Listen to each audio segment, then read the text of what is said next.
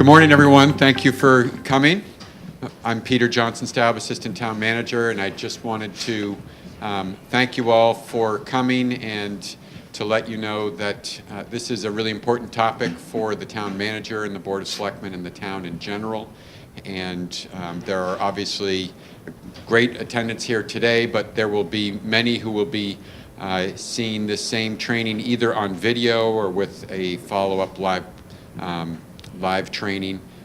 So for those of you wondering where everybody else is, we're going to make a point to get this training to everyone over time, because again, this is an important topic, and it gets complicated in application. The principles are pretty simple, but there's plenty to talk about, and always new developments in the law. So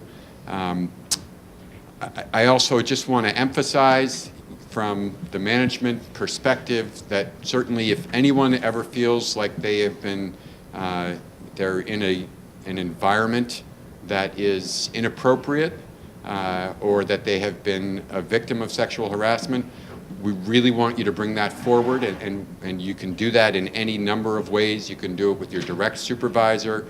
You can go directly to HR, to Denise Coleman. You can bring it directly to me.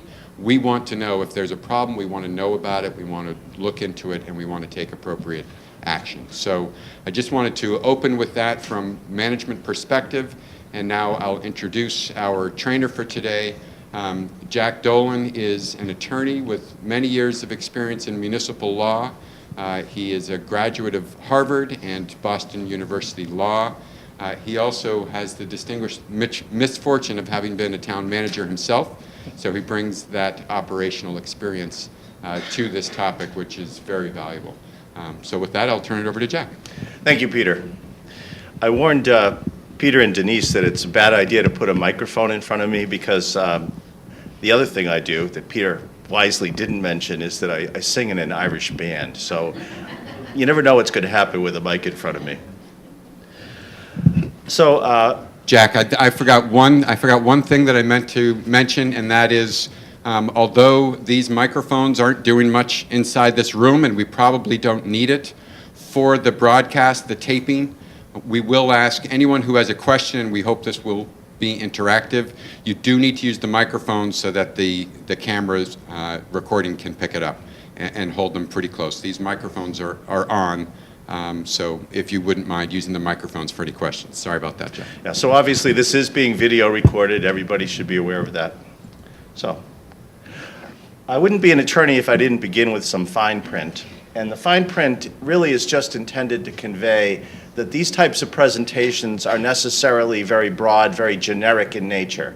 If you ever have a situation that you run into where, as Peter said, you're feeling that you're in an uncomfortable or inappropriate environment, or you're witnessing that and you're not sure what to do, obviously you should seek fact-specific guidance about that.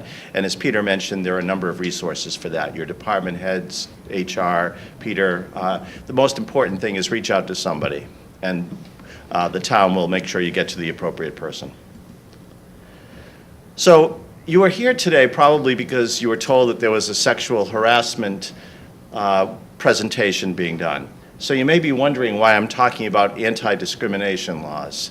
And the reason I do this is to put sexual harassment in its proper context. Sexual harassment is a form of discrimination.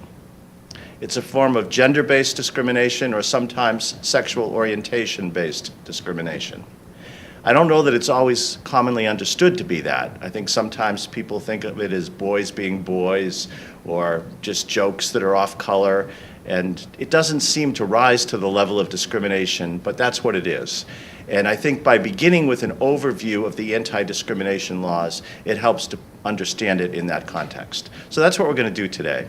We're going to begin with the sort of the grandparent of anti-discrimination laws. And I'm going to talk about both federal anti-discrimination laws and state anti-discrimination laws. The first one is the Federal Civil Rights Act of 1964. So what I'm going to do, starting with this slide, is build a list of protected classifications.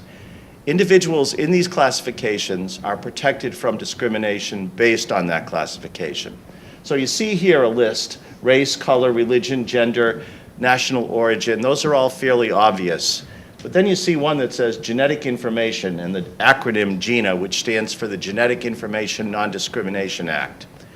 How many of you underwent genetic testing before you began working for the town of Falmouth? No, of course not. So you might wonder, why is there a law protecting you from discrimination based on genetic information when, in theory, your employer shouldn't have any? Do any of you ever, and you don't have to actually answer this, but do you ever talk about family medical conditions at work? Do you ever mention that you're going home to care for a sick parent with Alzheimer's, or a father maybe with heart disease? Those kinds of conversations about medical history, family medical history, actually contain genetic information in that a number of health conditions predispose somebody. If their relatives have that condition, it predisposes people to that condition. There's a genetic link to many health conditions. So if your employer inadvertently acquires that information about your family medical history, they can't use that information to discriminate against you. So that's why that's on the list. And as you can see, there's a specific prohibition in this law as well against sexual harassment. I'm going to turn now to the Massachusetts counterpart to this.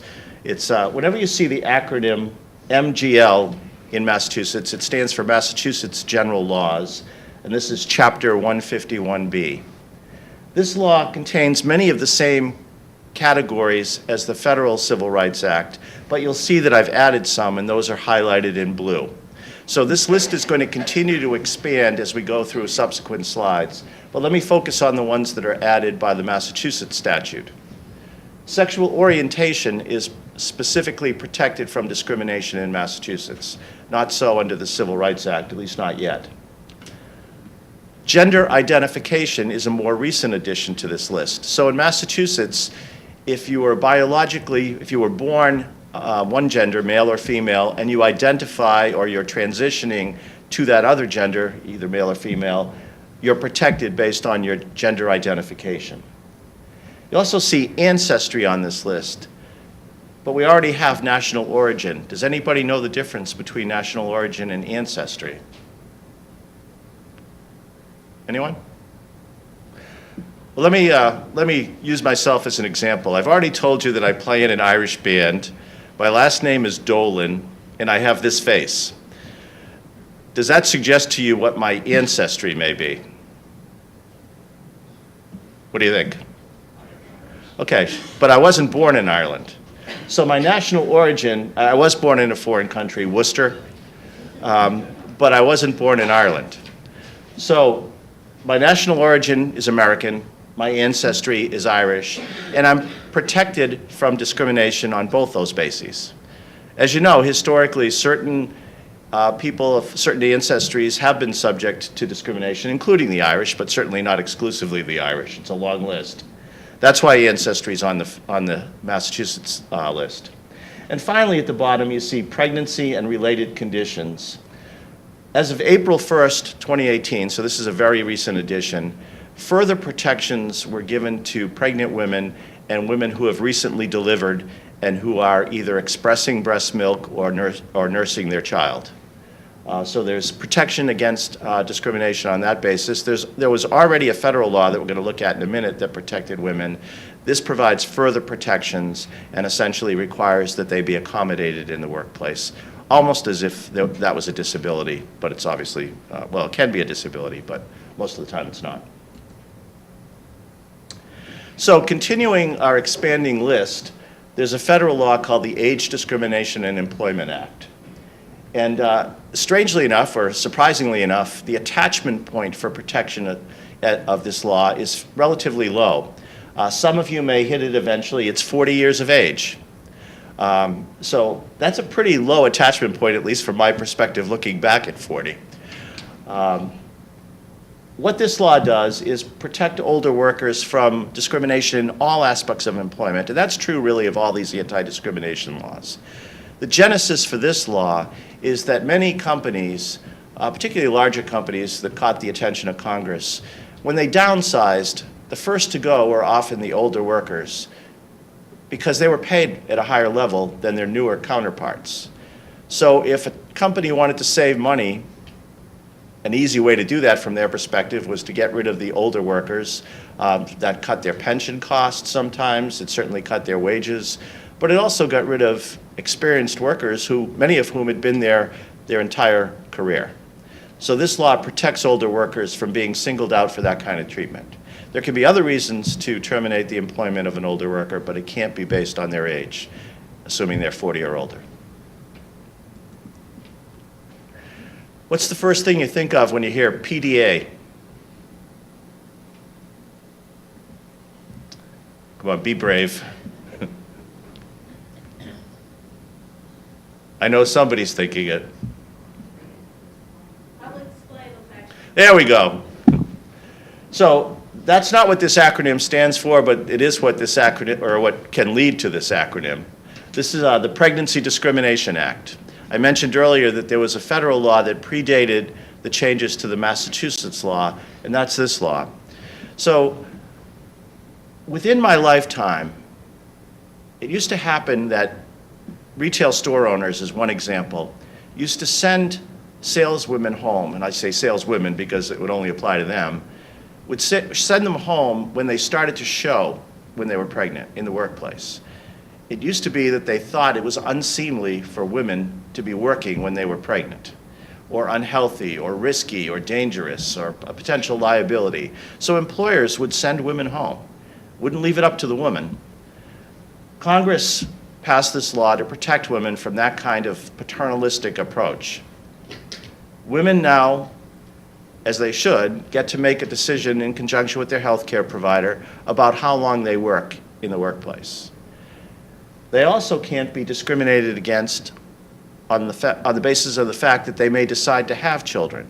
So a question in an interview like, do you intend to start a family, is a completely inappropriate question.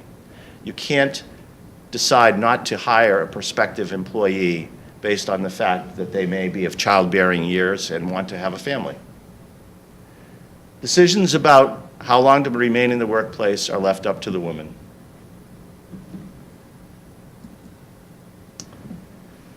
Next on our expanding list of protected classifications is the Americans with Disabilities Act, which adds disability to the list.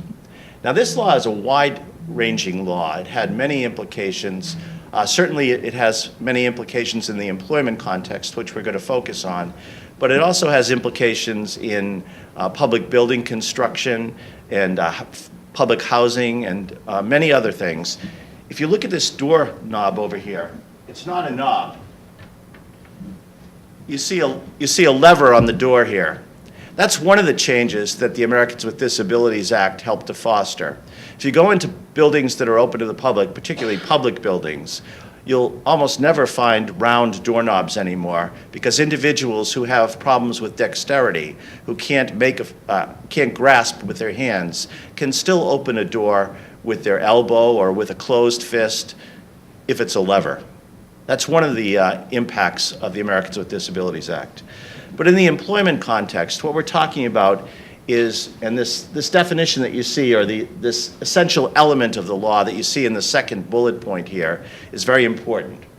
The essence of this law is that individuals with disabilities are required to be given reasonable accommodation so long as that accommodation does not result in undue hardship for the employer. So each of those phrases, obviously, is just packed with potential meaning and potential confusion. So let's unpack them a little bit. First, who is an individual with a disability? There are three ways that somebody can be protected by this law.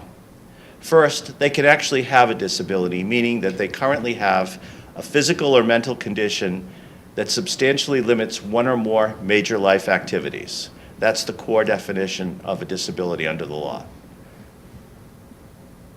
Secondly, they might be somebody who previously had a disability, and there's a record of that disability, but they no longer have that disability. As but one example, assume somebody was undergoing treatment for cancer at one point. The treatment was successful, the cancer is in complete remission. They currently don't have a physical or mental condition that substantially limits one or more major life activities. However, there's a record with their employer that they had that. Maybe they applied for Family and Medical Leave Act or whatever. The fact that they had a disability could lead some employers without this law to discriminate against them, for example, in promotion. They might fear that the cancer might return and they don't want to invest training monies in that individual, and they choose a different individual instead out of fear or concern that that cancer might recur. That would be a violation of this law, because even though they presently have no disability, they previously did, and there's a record of it. A third way that somebody is protected under this law is if they never had a disability, they don't presently have a disability, but they're perceived or believed to have one. And the reason for that is, again, they say that perception is reality. If your employer believes that you have a disability and treats you differently because of that perceived disability that doesn't exist, you're still being discriminated against on the basis of a disability. Just happens to not be real. So you're protected against discrimination on that basis as well. By the way, I didn't mention this before, but if you have any questions or comments as we go through this, I certainly welcome those. So I mentioned that one of the elements of the law, one of the essential elements of the Americans with Disabilities Act, is the requirement that accommodation be given to individuals with disabilities. There's no bright line test as to what an accommodation is in a given situation. Each case is considered on its own merits because each disability is different. Even the same condition has different levels of intensity, different nuances, and certainly the work environment differs from one place to another. So those factors and others are relevant in deciding whether or not an accommodation is reasonable. The most important thing is what I show in the final bullet point here. Whenever somebody presents to an employer with a disability, there's an obligation on the employer's part to engage in an interactive dialogue, an interactive process with that employee. The purpose is for the employee and the employer to work together to try and determine what type of accommodation would best allow that person to perform the essential functions of their job without being an undue hardship to the employer. So there are limits to this law. If somebody has a disability and you cannot provide a reasonable accommodation that will enable them to do the essential functions of their job, if they can't do the essential functions of their job even with a reasonable accommodation, then they're outside the scope of this law. That's the parameter, the limits of this law. But you do have to look for a way to allow them to perform those essential functions without breaking the bank or otherwise disrupting business. So the things you can consider are the size of the business, how many employees in that particular department, the budget of the business or the town, how much notice was given in advance of the need for accommodation. Somebody can't walk in and say, I recently found out I have carpal tunnel syndrome, I can't type until you provide me a new workstation, and I want that now. You know, there has to be a reasonable opportunity for the employer to respond. To give you one sort of real-life example of this, I had a situation in a community where a member of the Department of Public Works developed a disability and was unable to work for a while. And sometimes a leave of absence, a short-term leave of absence, can be a reasonable accommodation. That's been recognized in case law. In this particular case, the entire DPW for this town consisted of 4 people. That's a very different situation than the DPW in Boston, Worcester, even Falmouth, where there are many more workers. So that's a relevant factor. When 1/4 of your workforce can't be there, how long you can reasonably allow a leave of absence can be different than in a situation where you have enough staff to backfill that position. So just the most important thing is it's a process and there are many components to it. So I showed you the essence of the Americans with Disabilities Act, that you have to provide reasonable accommodation so long as it doesn't result in substantial hardship to the employer or undue hardship to the employer. What was happening when this law first went into effect is there was lots of litigation about whether somebody was really disabled. That's where the focus of the court cases was, not on the accommodation element, but rather on fighting whether they were disabled. Was there really a condition that substantially limited one or more major life activities. What's a major life activity? What's substantially limit mean? That gave rise to, as you might imagine, a great deal of case law. Congress looked at that body of emerging law and said, really, that's not what we intended here. What we intended is to focus on the accommodation element, and we don't want you fighting all the time about whether somebody's disabled. That's still a relevant question, but Congress passed the Americans with Disabilities Act Amendments Act to try and address this problem as they saw it. So they kept the basic definition of disability, a physical or mental impairment that substantially limits one or more major life activities. But they changed the way the law has to be interpreted in order to narrow that fighting about whether somebody is disabled. Specifically, what they did is they instructed the Equal Employment Opportunity Commission, that's what EEOC stands for, to revise the regulations governing the Americans with Disabilities Act to define what substantially limits means. And they also asked them to come up with a list of major life activities.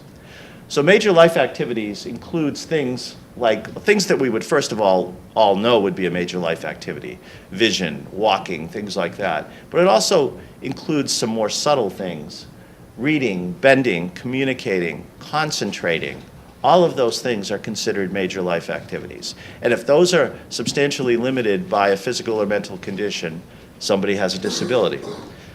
Another thing they did, and this is very important, is they emphasized that the word disability is to be broadly construed in favor of the employee. So sort of like a tie goes to the runner in baseball. If there's a tie over whether somebody's a disabled individual, the tie goes to the disabled individual. Any questions so far? So that's the list for now, and the reason I say for now is that this list tends to expand over time. We saw one addition in April of this year. There have been numerous other additions in the past 3 years, and I expect that this list will continue to expand. For example, as I mentioned earlier, sexual orientation is not protected under federal law. It is protected under Massachusetts law. At some point, that may well change. I expect both at the federal level and the state level, we'll see other categories that are protected over time. So it's something to monitor and watch. But no matter what category we're talking about, the protections are the same. Individuals are protected against discrimination in hiring, compensation and benefits, all these things. In other words, the entire life cycle of employment.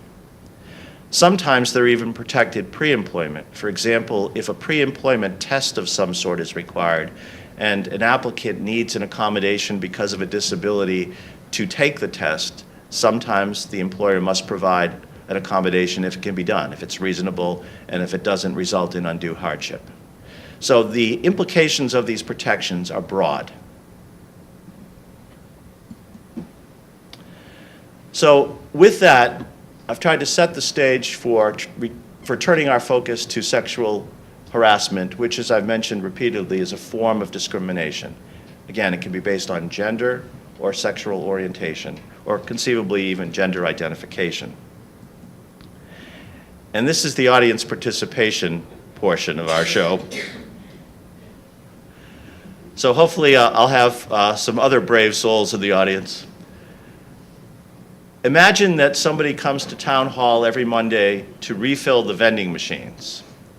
And while this individual is on site, he frequently comments on the appearance of one of the administrative assistants working there. He sent her 3 suggestive emails. He's trying to get her to go out with him. Does that administrative assistant have a potential claim of sexual harassment? Anybody disagree? Okay, so there's pretty general agreement that that individual would have a potential claim for sexual harassment. What about the fact that this person who's doing the harassing doesn't work for the town? Does that matter?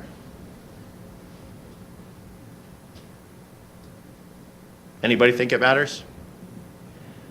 So what should the town do about this? First of all, does the town have an obligation to do anything? Well, let me introduce a few concepts. First of all, in order to be sexual harassment, the conduct has to be unwelcome. So the first thing we would need to know here is, does the administrative assistant mind that this is occurring? It could be that she wants to go out with him. Could be that they're flirting and wish to date. If it's a purely consensual, a truly consensual relationship, if the attention that she's receiving is welcome attention, it wouldn't be sexual harassment. The other thing is the town would need to know about this in order to do something about this. So perhaps imagine that the attention is unwelcome, but this person is afraid to speak up for themselves, and that often happens. If you're observing something in the workplace that just doesn't seem right, it doesn't seem like it belongs in the workplace, speak up. Perhaps ask her if this is okay with her. Or go to her supervisor and say, look, this is what's happening. I'm not sure that this is something that she's really comfortable with. Maybe you want to take a look at that. But assuming further that it's unwelcome attention and it's brought to the town's attention, what could the town do about it? What are some of the options available? Call his employer. Sure, call the delivery person's employer. And you could say a number of things. Please train this person because he clearly doesn't understand what he's supposed to be doing in the workplace, or send us a different delivery person, or we're going to take our business elsewhere. Those would all be options, right? Sure. Let's look at another situation. Imagine there's a male customer of a town department, and a male employee of that town department says to this customer, listen, I'd really like to go to dinner with you. And if you'll just do that, just once, every time you call, we'll take your call. You know, you send me an email, I'll get you the documents you want. You'll go right to the top of the list. I will take very, very good care of you. I just want to go on a date with you. Does the customer have a potential claim of sexual harassment? Okay. So again, we have the same issue. Is it welcome attention or not? But assuming for the sake of this hypothetical that it's not welcome attention, what should be done about it?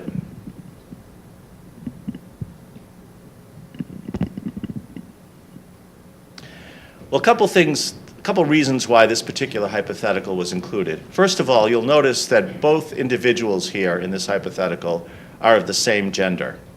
So one important thing to note is that when it comes to sexual harassment, the gender of the parties doesn't matter at all. The sexual orientation of the parties doesn't matter, unless that's the basis for the discrimination.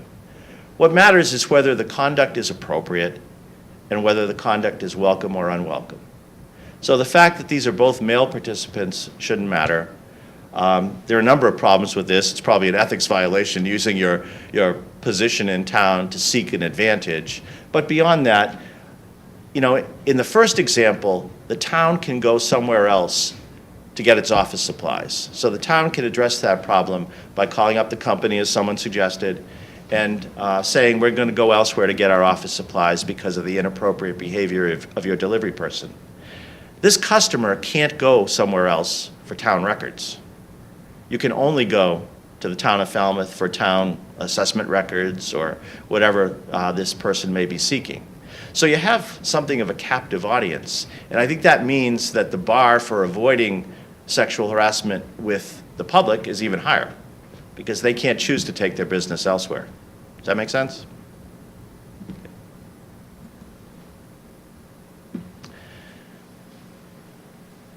Imagine that the employees in a particular town department have worked together for many, many years. They're a very close-knit group. And at the end of a hard day, you know, sometimes I do this presentation to particular departments rather than a group of departments. And I'll look out sometimes and I will see a sea of fluorescent green vests that say DPW. So it's easy then to pick on the DPW. Sometimes I do it to police officers. I'm a little less inclined to pick on them. But pick a department in your mind and imagine that they've worked together for a long, long time. And at the end of a hard day, they gather in the town garage or the break room or wherever, and they exchange back rubs because it's really relaxing and they look forward to that at the end of the day. Is that a problem? That's a problem? How come? I mean, they're going to be really relaxed when they go home. They're happily exchanging these. It says so right there. They can relax after they go home. Yeah. So I'm asking you to assume in this hypothetical that they happily exchange the back rubs. That would suggest that it's consensual, that it's not unwelcome. So therefore, it shouldn't be sexual harassment. However, I put this hypothetical in to introduce a couple new wrinkles to this. First of all, it isn't just the participants that can be sexually harassed. It can be people that observe the behavior. So if somebody is watching this going on in the break room or the town garage or wherever and says, okay, that's just weird, that shouldn't be happening here, that person can be perceived as a victim of sexual harassment even though they're not the target of the conduct. So there can be sort of vicarious sexual harassment, and I would certainly think this would be the kind of thing that might give rise to that. The other reason I put this in, ask yourself if everybody in that group is really going along with it, willingly. There's obviously a lot of peer pressure in almost every environment where you have a group of people, and certainly that can happen in the workplace. So maybe they're all participating, or maybe they're going along to get along. You have to think about those individuals too. What if somebody else joins that work group and they said, hey, come on in, this is our end of the day back rub. They might not be all that thrilled with participating, but again, they might do it to get along. As I said about the first hypothetical, or maybe it was the second, the two things to think about is the conduct appropriate in the workplace, and is it welcome? In this instance, the conduct is not appropriate in the workplace. As a general rule, and there are exceptions to almost every rule, but as a general rule, the only physical contact that's appropriate in the workplace is a handshake. Now again, many of you have worked together for a long, long time. You may be very friendly with certain people in the work environment. We all spend more waking time at work than we do anywhere else. Kind of a sad thought, but it's true. So it's likely that you develop friendships or close connections in the workplace. And if you have those close connections and you want to hug at the end of the day, or when somebody's experiencing a happy event or a sad event, that's fine. I mean, that's not a problem if it's truly welcome and it's not inherently odd. I mean, if you're not going overboard with the affection in the workplace. Nothing wrong with that. But you have to know your audience. And you should also be mindful of who else is around, as this points out. So imagine that Lori Jones, by the way, I use hypothetical names here. These are not intended to be real people. And part of the reason I say that is, I did this presentation recently to a law firm, and they had a supervisor named Lori Jones, spelling her name L-O-R-I. So it's sort of like the movies where they have that big disclaimer that says any similarity to people living or dead in this movie is purely coincidental. That's true of these hypotheticals too. So imagine that Lori Jones is a supervisor and Bill Smith is an employee in her department. They're consenting adults and they're dating one another. That's something the town should just ignore, isn't it?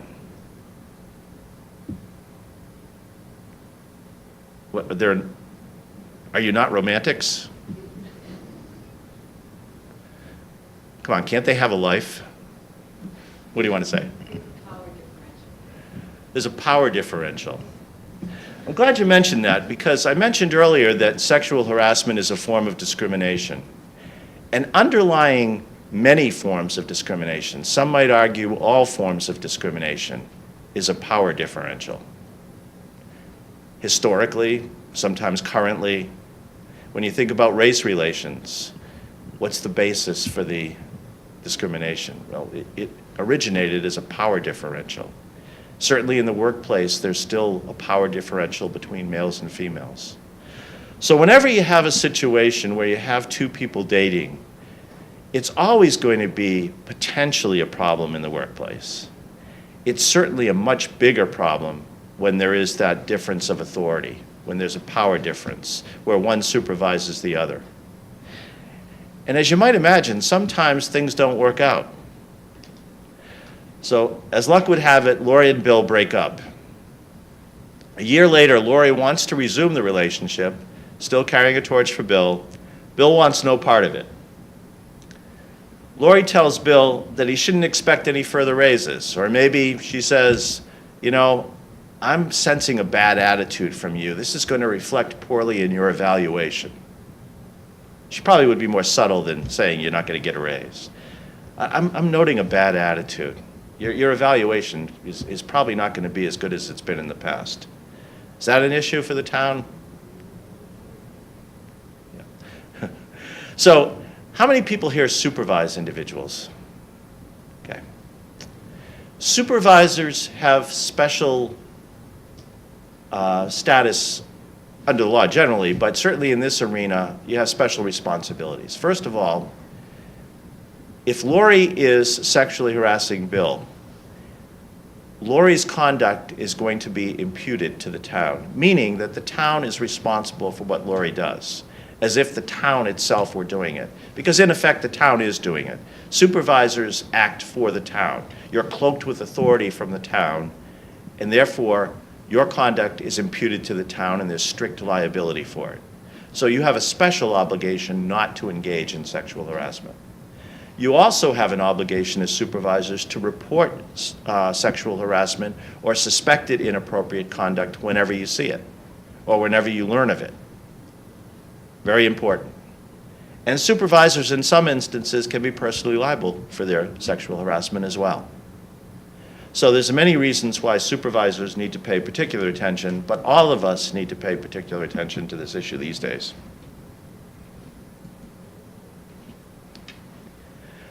How many people here believe in the United States Constitution? Well, you all took an oath when you became an employee to support and uphold the Constitution, so I'm assuming you all did. So that means you all support the First Amendment, right? Freedom of speech. So clearly you're going to come to the aid of Robert, who has been chastised for keeping photos of semi-nude women in his work cubicle, because isn't that his First Amendment right? No. Finally, somebody really speaks up. Why not? They're semi-nude. That could offend anybody. Yeah, again, if you look at the conduct, not Robert, not the Constitution, I'm not saying ignore the Constitution, but if you look at the conduct, is this appropriate in the workplace? And I think reasonable people, and that's the test, a reasonable person would say, can I hear that again? Which, no. Yeah, exactly. I think that's what a reasonable person would say about Robert's photographs. So obviously there are limits to our constitutional protections, and this exceeds those limits. Susan is a supervisor. She supervises 3 employees in the town. One evening, she went home and using her personal computer at home on her own time, using her own internet service provider, using her own Facebook account, she repeated a joke she had heard about men. She just thought it was really funny and wanted to share it with her friends on Facebook.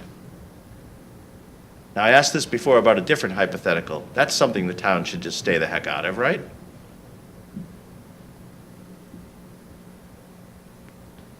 Any issue there? Let me change the hypothetical a little bit. Imagine that Mr. Suso goes to Susan the next day and says, Susan, our revenues haven't come in the way we anticipated. State aid has been cut. I'm looking to have you downsize your department by 1 employee. So Susan is a very capable manager. And she says, okay, I've got 3 employees. Let me look at their evaluations. And her 1 male employee has by far the worst evaluations.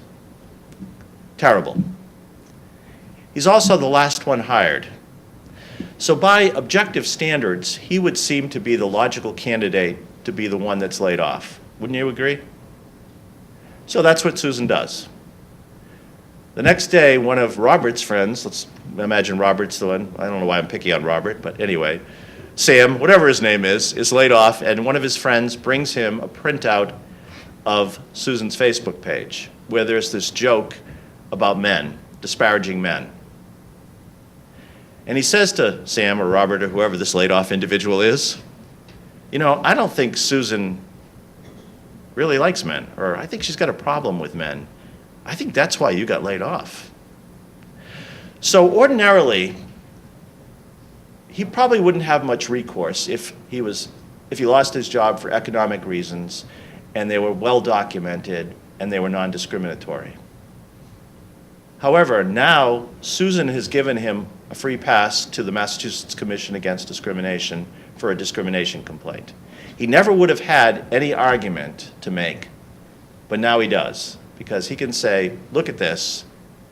She doesn't like men. I'm the only male that worked in that office. That's the reason. And he's probably going to get at least in the front door and survive a motion to dismiss. You know, there's probably a prima facie case there. That's what lawyers would call it. And it wouldn't have been there otherwise. So the important thing to take away from this hypothetical is that even your off-duty conduct can be the basis for sexual harassment or other problems in the workplace if there's a nexus to the workplace. You can have your security settings, your privacy settings as locked down as possible on Facebook, but I gotta tell you, nothing's private anymore.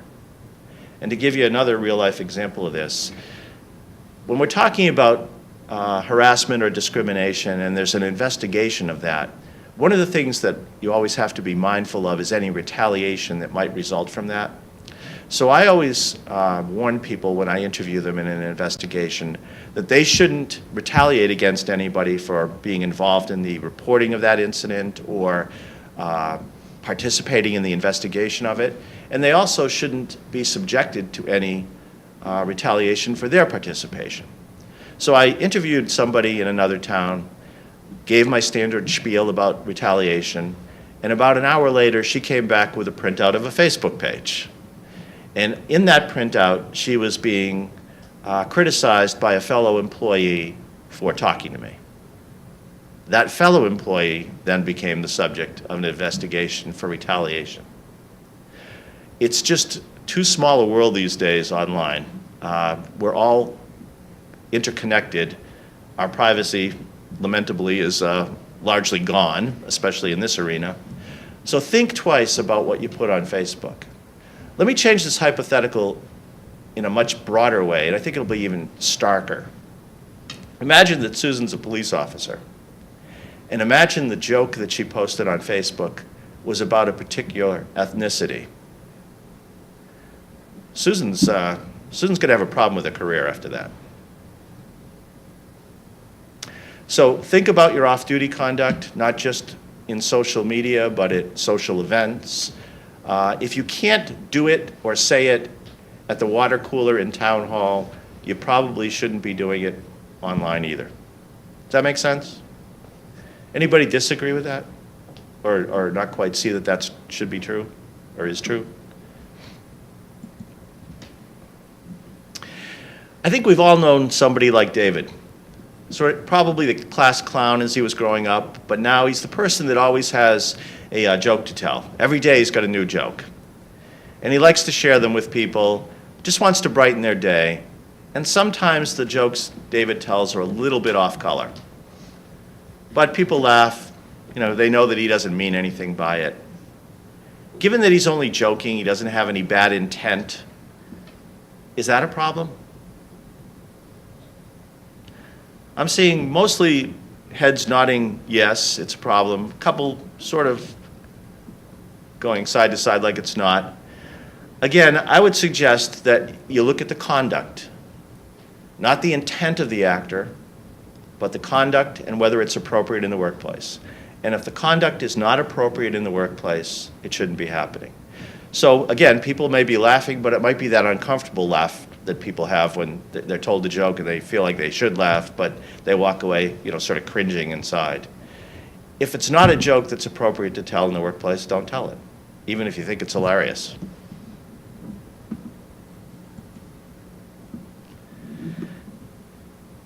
We're here today to talk about discrimination, including sexual harassment. Massachusetts law requires that all employers provide a written sexual harassment policy to their employees on an annual basis. At present, Massachusetts law does not require that training like this occur, but it's strongly recommended by the Massachusetts Commission Against Discrimination, and it's a best practice. Do you think this type of sexual harassment training helps an employer lessen its liability if, despite the training, sexual harassment does occur in the workplace? Yeah, it does. Generally, it helps to mitigate the damages, meaning the damages assessed against the town if they're found to be responsible for sexual harassment or an employee's sexual harassment would be lowered by the fact that they've taken proactive measures to try and avoid that. But the most important thing is for everybody to go out and apply those measures. So let's talk a little more specifically about sexual harassment. We've talked about the issue, around the issue, and let's address it directly now. I've said multiple times it's a form of gender-based or sexual orientation or gender identification-based discrimination. Obviously, it has all sorts of repercussions in the workplace. It can have legal repercussions, which translate often into financial repercussions. It affects productivity. It becomes a morale issue, certainly an emotional issue. It can be very distressing to people to be the subject of unwelcome attention. And in the public sector especially, it could be a public relations nightmare. I think we've all read newspaper accounts of high-level individuals who've been accused of misconduct. Certainly in the Me Too era, we see these almost daily. In the town's sexual harassment policy, there are excerpts from the state law that define the two types of sexual harassment. There are two main types. One is what's known as quid pro quo. So if we think back to the hypothetical involving Lori Jones and the employee that she was dating, and then she later said, go out with me, or maybe you're not going to get a raise or whatever. That's a form of quid pro quo harassment, meaning something in return for something else. There's an expectation of submission to the unwelcome attention in order to gain an advantage or to avoid a negative repercussion. I think we all understand that. We can recognize that when it occurs. This is the state law definition. Again, it's in your harassment policy. I'm not going to belabor it, but it's important to know the concept. The other major type of sexual harassment is the hostile work environment. Now, because my practice is limited to labor and employment law, I hear the phrase hostile work environment almost daily. And more often than not, I hear it used incorrectly. Let me tell you what a hostile work environment is not. It's not that your boss is a complete jerk, hypothetically. It's not that your coworkers are lazy or don't carry their fair share of the load. It's not that you're given too much work to do, you're overburdened. It's not that you're not given the resources to do your job. It's none of those things that make for a bad work environment. You might have a really, really bad, nasty work environment. I'm not saying here in Falmouth, but if you worked somewhere else, you might have a really, really bad work environment. But it's not a hostile work environment unless there's a connection between one of those protected classes we talked about and the conduct you're experiencing. So if your environment is really bad because of your race, or your religion, or your sexual orientation, or your gender, or any of those things on that list that we developed at the outset. If that's the reason why your environment is hostile, then it can be a legally protected hostile work environment. There has to be that connection, that nexus to a protected class. Okay? So once again, the state law definition of hostile work environment is found in your town policy, and you should be familiar with it. Basically, it's usually not a single act.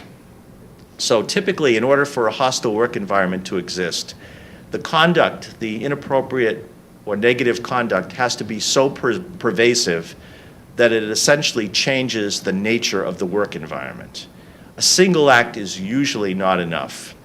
There are some exceptions. For example, I can think of two words, one involving race, one involving gender, that are so radioactive that a single utterance of those words sometimes can be seen to be sufficient to support a hostile work environment. But generally, it requires pervasive conduct.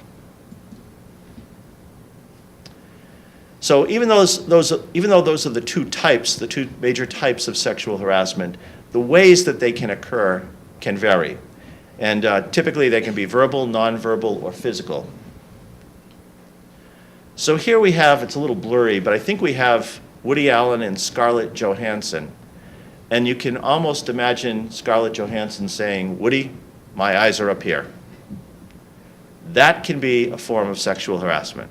Not a word said, and I'm sure many of you have experienced something like this. Jack, could you talk a little bit about what an employee should do if something like that occurred? What responsibility do they have, other than reporting, which is essential? Sure. Well, I mentioned earlier that sometimes it's hard for individuals to speak up about this. If you're able to, if you can safely say something, okay, if you feel strong enough and safe enough to say something, I think it's important to communicate that this conduct is unwelcome, okay? It may be that the actor believes you're interested and will continue to act in that manner until it's clearly understood that you are not. And that will also help the town deal with it because you've clearly indicated that this is unwelcome behavior. So if you feel safe, again, that's the most important thing. Don't compromise your personal safety. But if you can speak up safely and you're strong enough, you have the internal strength to speak up, say to this person, "Look, please look me in the eyes. It's not appropriate for you to be staring at my chest." Put them in their place, basically, if you can. If you can't do that, either because it would be unsafe to do that or you just don't have that ability to do that, as Denise said, speak up to somebody, tell somebody else, document it. A single act generally won't support sexual harassment, as I said, but if it's severe enough or it recurs, it will. And even once in the workplace for that is probably inappropriate. Shouldn't happen, but it does. Is that what you? Thank you. You're welcome. So, apart from the staring at parts of your body, there are various other things that can occur. One thing that commonly occurs and is sometimes a little more subtle is just invading somebody's personal space. We all have a sense of personal space, and it's not the same space for everybody, but we all have a sense of personal space, and we don't like to have that invaded. And, again, that can be a form of sexual harassment. It can also be a form of power, an attempt to exert power over somebody. Or it can be hanging around too often, just paying too much attention to somebody. Obviously, there can also be verbal sexual harassment. You can make comments about somebody's body. You can tell inappropriate jokes. You can talk too much about your sex life or ask too many questions about somebody else's. TMI can be sexual harassment. And obviously, it can manifest itself in physical ways as well. And this can be everything from something subtle, like brushing up against somebody or touching their hair or shoulder, to sexual assault at the other extreme. But again, if it's inappropriate conduct, and most touches in the workplace are, and it's unwelcome, then it's sexual harassment.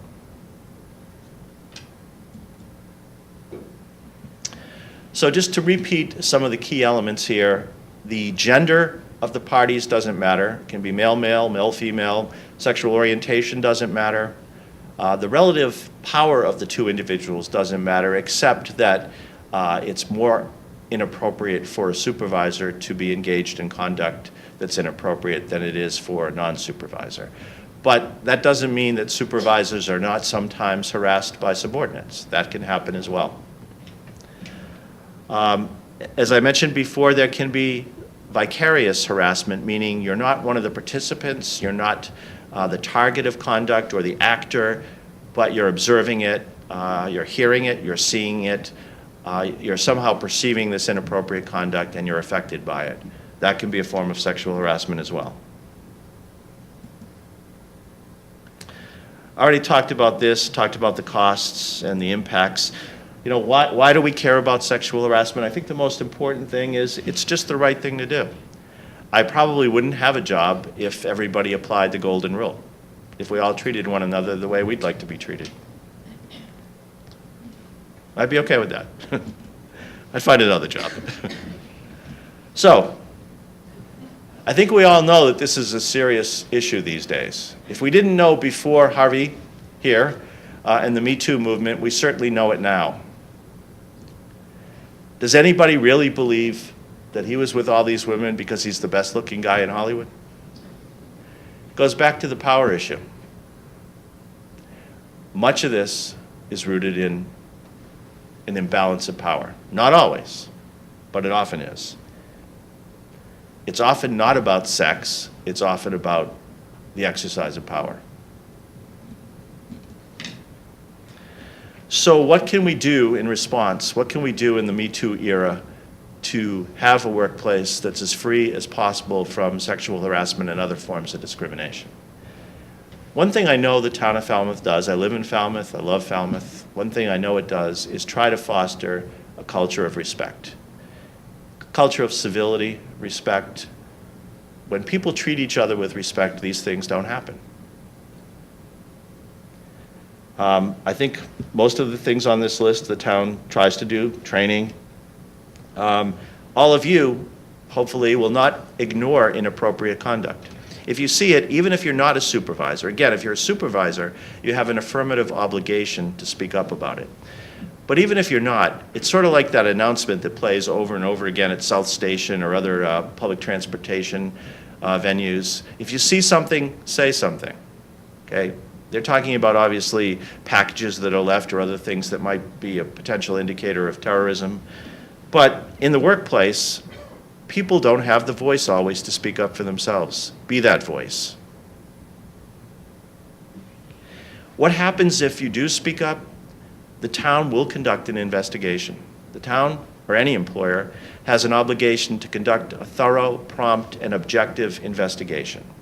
So they will look into the allegations, and they will deal with those allegations appropriately. Now, as the reporter of the conduct, or as the victim of the conduct, you may not always know the full resolution because personnel records are generally private. So just as you wouldn't want your personnel record shared with somebody else, the personnel record of the person accused of this, even if it's sustained conduct, probably won't be shared with you, but hopefully you'll understand that the town has taken appropriate action to rectify the problem. And as I mentioned before, always be mindful of retaliation. It can be very overt, like angry comments or threats made, and it can be very subtle. Sometimes just shunning somebody is a form of retaliation, and a very effective one. So some do's and don'ts. I don't like to emphasize the don'ts. You know, you see the list here. I think you're probably already familiar with them. The one at the bottom, we've talked about. You know, it's fine to say don't become romantically involved with a coworker. I'd be foolish to think it doesn't happen in the real world. Of course it does. But again, be mindful of your positions. Are you in a supervisory role or not? In any event, there's certainly the potential for things to go horribly wrong, but I guess that's true in romance anyway.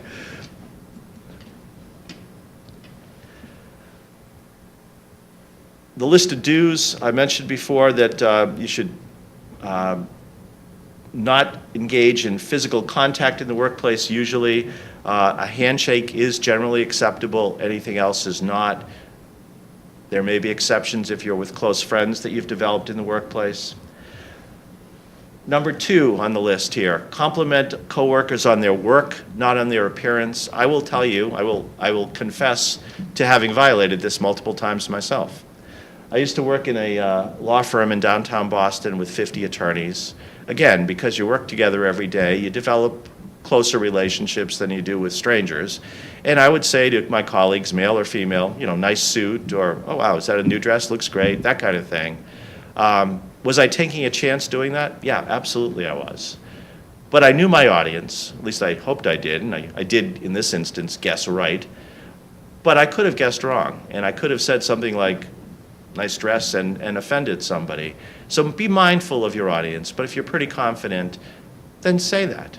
I'm not trying to suggest today that the workplace should become a cold, sterile environment. You shouldn't engage in inappropriate conduct, but sometimes pleasantries are very appropriate. I wouldn't want to work in an environment that didn't have any of them. I emphasize the bottom bullet point by putting it in blue again. Remember that even off-site conduct can be the basis for sexual harassment and potential problems for you. So be very, very mindful of your social media and other off-site activities. Oops. So if you want one easy test, how do you know if what you're doing is appropriate? This is sometimes referred to as the grandmother test. I call it the Nana test because that's what I called my grandmother, who was from Ireland and was delightful. So ask yourself, would I say this or would I engage in this behavior if my grandmother was right here? Or if my wife or my spouse or my son or my daughter or some person important in your life, if they were standing right next to you, would you say the same thing? Would you tell the same joke? Would you engage in that same conduct? And if you wouldn't, then it doesn't pass the test.